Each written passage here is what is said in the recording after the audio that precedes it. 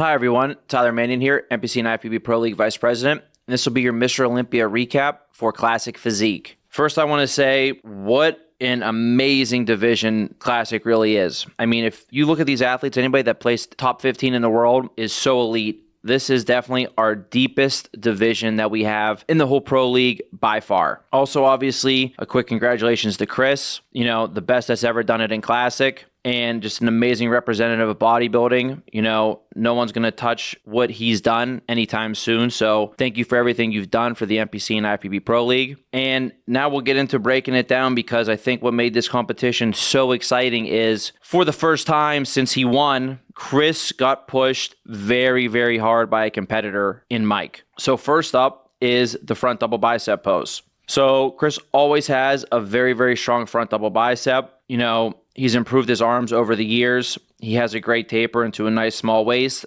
and he's always had great legs and great quads from the front. However, in my opinion, I think his legs, his quads specifically, were just a little bit downsized from his best. Now we go over to Mike. Mike improved obviously tremendously from last year. We see the improvement in his arms. He has great, size and fullness and roundness to his arms, specifically the bicep and the tricep. I think right there, those are better than Chris's. He has a very crazy taper into a very small waist. Normally, Chris exposes a lot of people with his structure and his taper, but this time, in my opinion, Mike's was better than Chris's.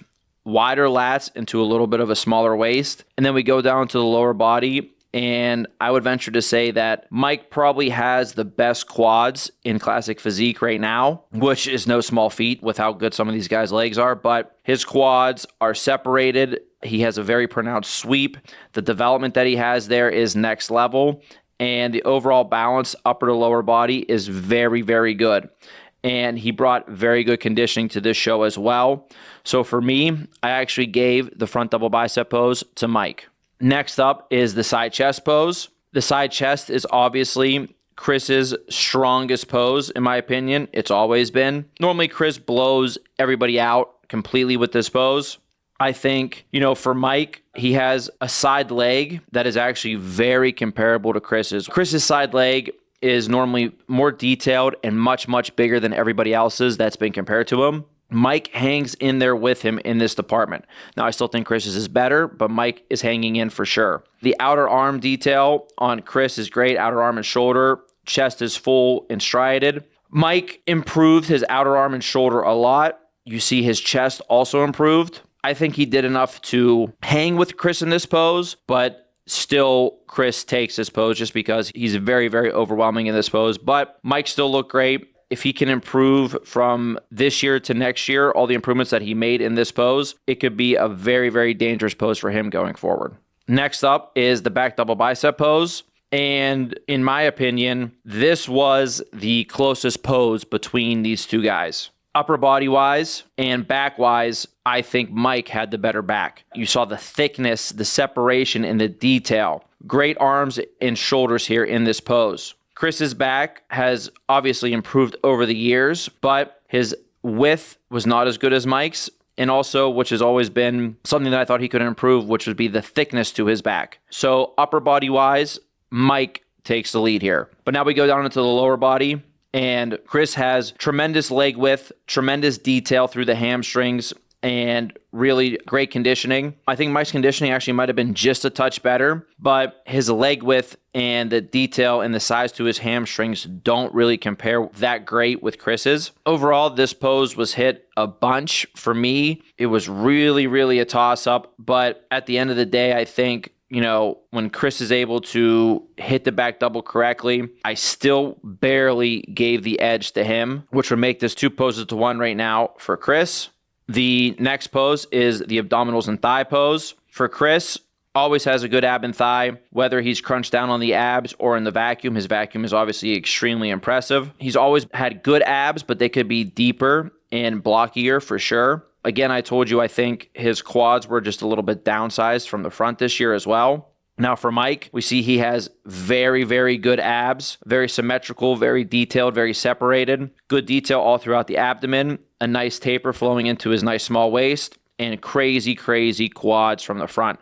So for me, this was a clear pose for Mike to make this 2 poses to 2.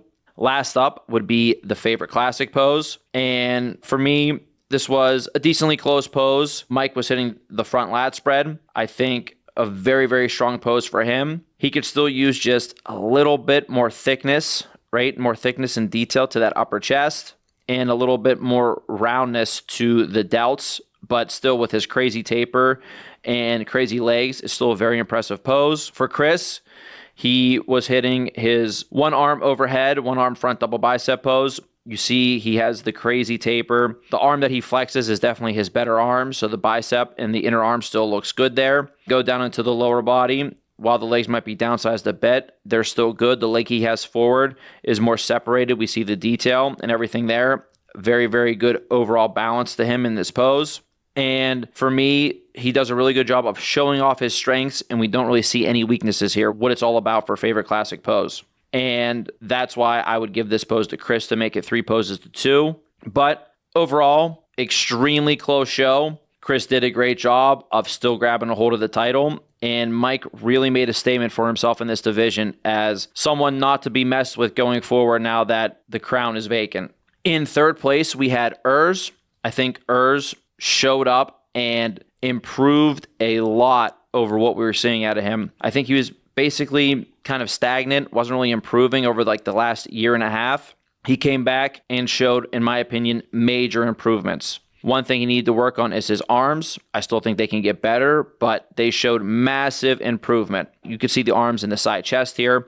The shoulders and arms definitely made a size improvement, a density improvement. When he's hitting a front double bicep or favorite classic pose, again, you see that the triceps improved, the biceps improved, the density and the detail improved here. I thought his chest was definitely the thickest it's ever been. It also was very separated and very conditioned. Obviously, his lower body has always been great, but I think this was also the best his legs ever looked, front to back, including the side as well. His back improved a ton. We finally saw some density and some separation and some detail back there. I think he really did a great job of improving it. I would still say he can improve going forward for sure, but he's definitely going the right direction. My main feedback for him, other than to continue to improve what he was doing, would be for him, his front double bicep pose. I'm not sure exactly what it is. I think maybe he is raising his arms up just a little bit too much. They should be closer to, right above parallel. If you even take a look at how Mike and Chris hit theirs, I think he's maybe raising the arms up a little bit too much. It's kind of making his shape in the front double just a little bit weird. It kind of, makes the chest look a little bit shallow. Now, I think this is better than what he was doing when he was twisting all the way to the side before, for sure. But I still think there's some improvements to be made in the presentation on this pose. Other than that, I think he posed very well, and he has a lot of strengths, and he's going to be one of these guys that's vying for the title next year. In fourth place, we had Ramon. For Ramon, I just don't think this was his best overall look again. He definitely struggled while we posed them during prejudging, started sweating a lot. Again, with Ramon, it just shows you how important that posing really is as well. I still think he could be hitting his front double bicep better. He definitely can be hitting his back double bicep better. For me, the way he was hitting it took away all density, all separation, and all detail to it. Also, sacrificing so much of his width. From last year to this year, you'll see a major difference in that pose. I think this is the biggest thing that he needs to work on is overall width. So really focusing on adding width to the lats. That's going to improve his front double, and it's going to improve his back double. The density and detail, I know he has it. I know it's there. It just wasn't shown here. His conditioning overall was not bad at all. He was in shape, but he wasn't crisp. I would say obviously he had to be holding a little bit of water for how much he started sweating, as well on stage. But again, Ramon is a great competitor. I think he has all the tools to put it together to, again, be one of those guys that's challenging for the title. I think he can do a lot. So hopefully, they'll go back, they'll get a game plan together, and we'll see the best ever Ramon next year. In fifth, we had Breon, who's been, as consistent as ever. Still, he just needs, if he can, to add a little bit more thickness to the chest, to still work on continuing to bring the legs up, especially the leg width from the front and from the back. But his overall separation, the density and detail that he has to his physique is so pleasing. And, he's just a guy that's always going to be up there when he continues to look like this. And finally, lastly, in sixth place, we had Jose. Great debut from a very young competitor. He can still focus on adding some more size to his arms. He still needs some more quad sweep from the front when he's standing straight on with his legs. And he can still use more detailed and deeper abs as well. But his conditioning was next level. His presentation was very, very good. And I think he acquitted himself quite well with two very seasoned competitors with Ramon and Brion in that 4 through 6 call out. So I'm looking forward to seeing what he can do. And then obviously there's many guys that didn't place in the top 6, but I think there's a lot of guys that were even below this that have a chance to surprise the world next year. That's what makes this division so exciting, that you can make big moves, both ways, up or down, depending on how you look. And with the amount of quality that's in this division, I think we could be in for some big surprises throughout this next year. So I'm very excited to see what happens moving forward.